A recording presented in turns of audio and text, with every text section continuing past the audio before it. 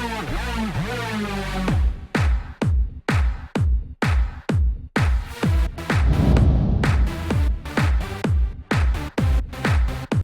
out to everybody out there on White Street. You already know what it is. Salute to everybody. What's going on, y'all? Welcome back to SteveBussaGS, where you got another scorecard reaction for y'all, and you already know what it is. Alright, guys, take a knee. This one has been requested hundreds of times, and that's not an exaggeration. Literally hundreds of times I've gotten this request. I'm literally only doing it at this point so that it stops getting requested and that it's on the channel. This passed through my quality team. My quality team said that it's best if we don't do this one for the channel for one reason or another as far as the audio quality of the song goes. The last time that we did one of these that the quality team said no to was the Mode 9 debacle, which I'm going to sip some tea on that one. Anyway, but at the same time, fuck it. You guys want it, we're going to go through it. If I hate it, I hate it. If I love it, I love it. It is what it is. You guys don't just come here for the content that I love. You guys come here for an honest critique. And then we get to talk about our opinions down in the comments. So, fuck it. We're going to do it. Do me a favor. Run the gauntlet. Hit the like button. Hit the subscribe button. The little bell notification guy. With that being said, leave me comments from ones from Jagz that you think I'm going to love in the comments below, please. Up to 3 tracks for my quality team to go through, and then we'll pick one. Whether this goes good or whether this goes bad, we'll pick another one to jump into it. Yeah, let's just get into this. Do we got a video? All right, we got a video. We're gonna. Was it animated? Fuck my quality team. This might be dope. I like animated videos a lot. I'm a nerd. Anime is life. Let's go. Jagz got on the mic. I know that he won awards for this. I know all that stuff. Let's see what we feel about it. She connaissait, je connaissais. She connaissait, je connaissais.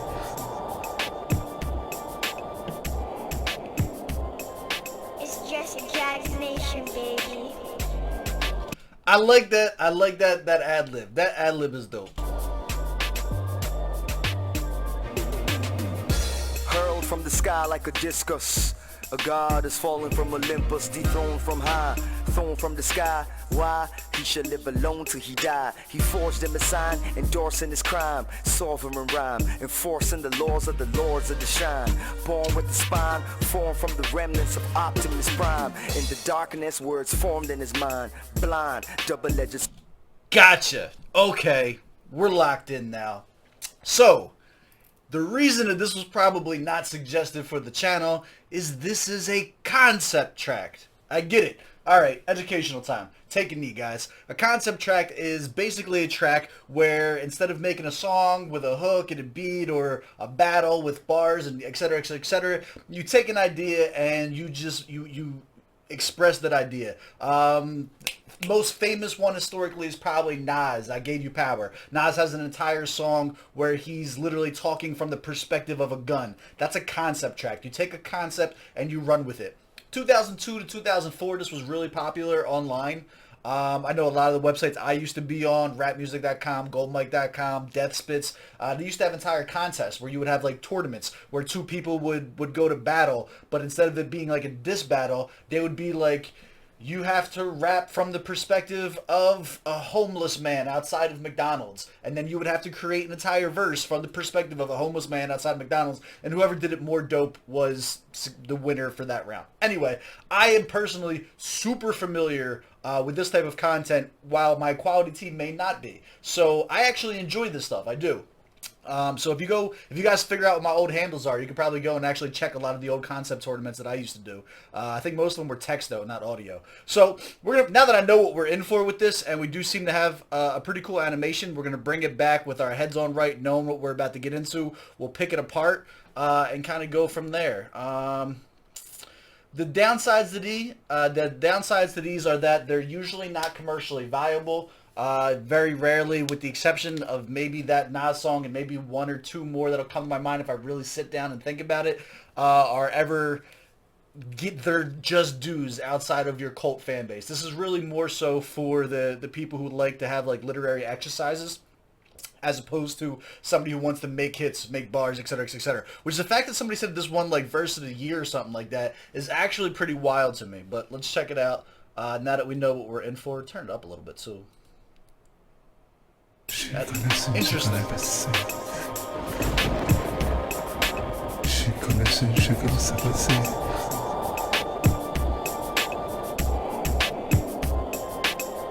a Jagz Nation, baby. Alright, so the idea for this of God on the mic, and based on the image that we're seeing here, oh shit, phone's going off. It never happens. The concept here, God on the mic, is literal. This is not saying somebody who is a dope MC, unless it's a metaphor for both. It's like also a flex as far as his abilities on the mic. But God on the mic is being taken as a literal sense here. You see him descending from the heavens. We had two things. He already mentioned Mount Olympus, which is like Norse mythology, Greek mythology. Norse mythology is Valhalla, Olympus is Greek. So Greek mythology, and then you also have the Optimus Prime, which is similar to the whole falling down from space and everything like that. So that is the concept of the song. So let's see how it unfolds.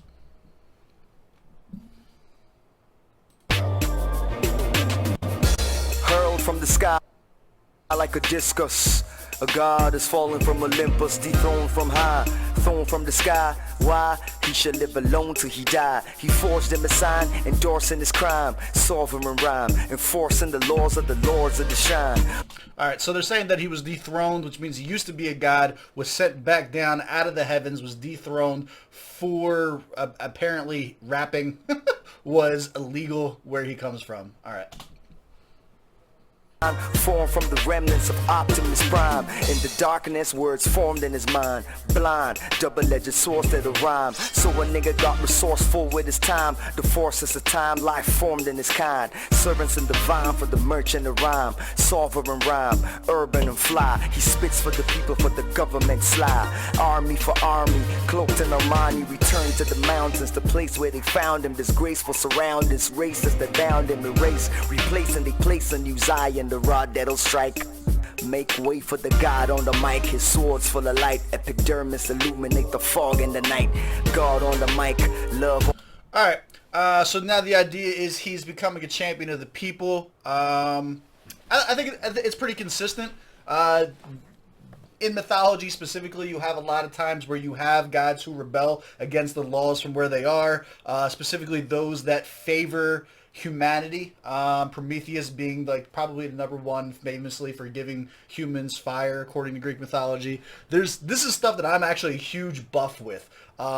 So number one, please apologize to my team. I can definitely see how they can say that this would not score well here, but I'm actually a huge nerd and this type of shit really is going to go well with me. But then he's taking on human plates. I believe he said he's like came down fighting racism. He's being his own epidermis is a light for those who are around him, which is a huge metaphor in and of itself, right?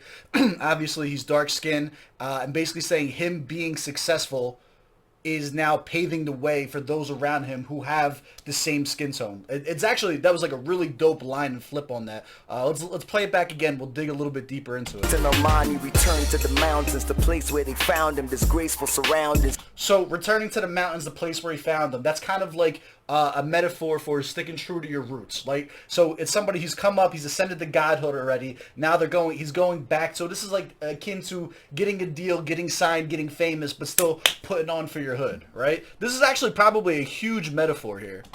Army, cloaked in Armani, returned to the mountains, the place where they found him, disgraceful surroundings, races that bound him, erase, replacing, they place a new Zion, the rod that'll strike.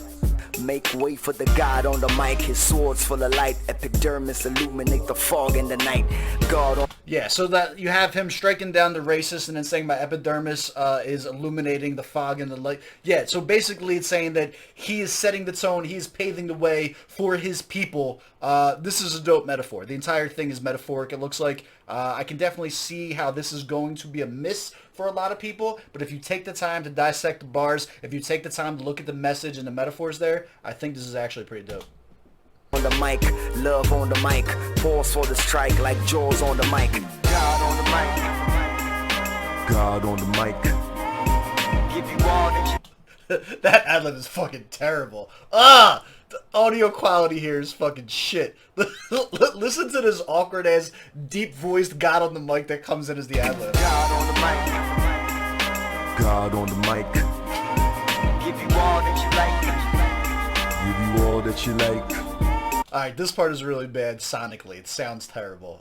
However, not a lot going on audio-wise. The video at this point is dope as shit. Forcefully strike.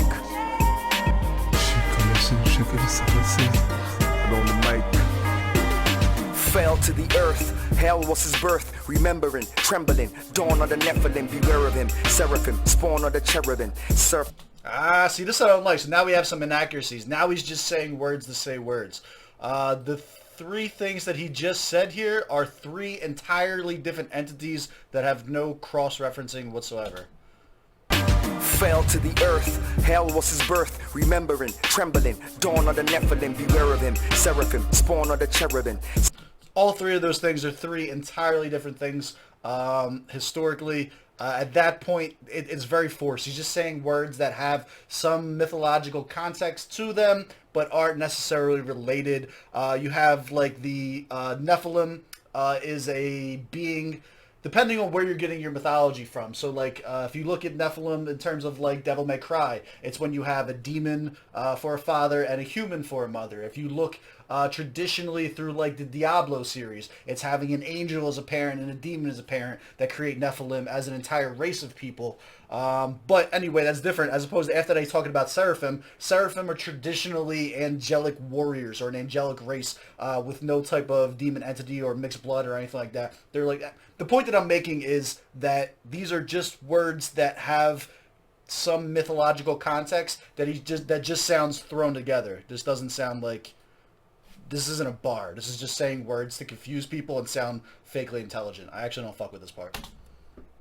Hell was his birth, remembering, trembling, dawn of the Nephilim, beware of him, seraphim, spawn of the cherubim, serpentine, and man came at the perfect time, it's the perfect crime, God on the mic got the perfect lines, fruits on the tree, now we squeeze apples, make juice and gin, God on the mic, his booth is a gym, where he work it out and the truth is in him. And Tupac got 6 bullets in, so the streets could get a new bulletin, mutants from high, Tupac, first of all, every time somebody says Tupac instead of Tupac to stretch it for a rhyme, I don't like. He said Tupac had 6 bullets in so that the streets could get a new bulletin. That's heavy. Hold up. And Tupac got 6 bullets in, so the streets could get a new bulletin. Mutants from high, Newton and I. What the motherfuckers wouldn't do for my fly, do for my fly. The truth is a lie, in the booth there's a spy. These bullets fly for the nuke in the sky, bulletproof till I die. Poof, roof to the sky. I oosa bela. See, what I don't like about this now is he's breaking character. So now he's actually throwing in kind of like real life bars, and he's separating himself from the concept track. It's like breaking the fourth wall. Like, you know what I'm saying? Like, it goes against all of the rules. If you're gonna have a concept track, you don't break character from beginning to end. Now he started to break character, talking more about like him as like a flex, as opposed to continuing the story through the eyes of the god that has fallen here. Maybe you can say I'm being a little too critical about that because I have history of writing these things. I guess it's still enjoyable if you're just listening to it as a Jagz fan. If you're looking to be critical of the concept track, though, he could have taken that entire part out. There's no reason to talk from it. Even though the Tupac line was fucking hard, it was dope, it has nothing to do with the story that's being told. Yeah, so let's keep going. Bloody Jew till I die, parachute full of wind. Troops follow him. Yes, there's nothing they wouldn't do for their king. Songs that they sing, crew full of gin. Youthful within, hope they don't pull a pin. We ride on the cosmos, almost. God's ghost, God on the mic. God on the mic. God on the mic. Give you all that you like. Forcefully strike.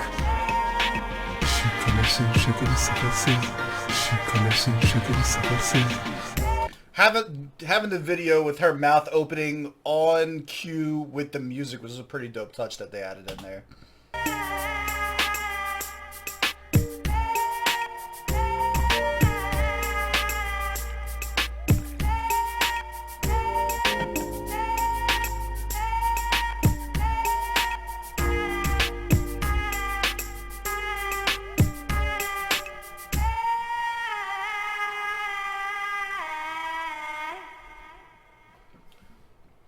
That was a dope video.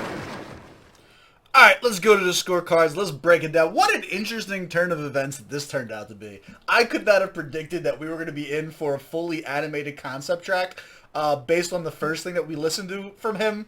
Like, this was so far away from anything I would have predicted, which is dope. Let's go to the scorecard. Let's break it down. Let's see how much we liked it. We small. Alright, so we're up in the air as far as fans go. So, for those who don't know, you need to catch at least 3 of them on my channel for me to be a fan of you. Jesse Jagz was 1 for 1.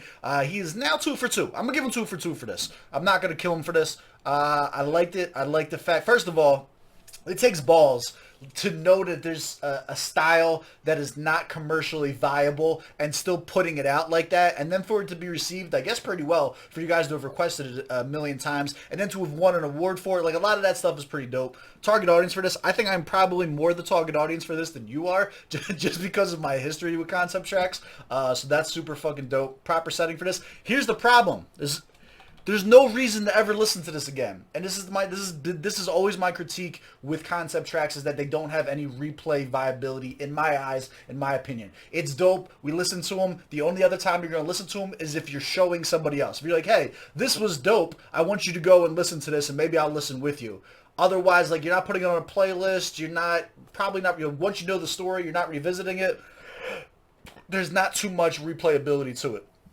Bars or lyrics. So I do think that the first half was way better than the second half. I think he got off topic. I think he broke some of the like the very, very top tier rules when it comes to doing a concept track. But all in all, it wasn't bad. I'll give him a 20 out of 25.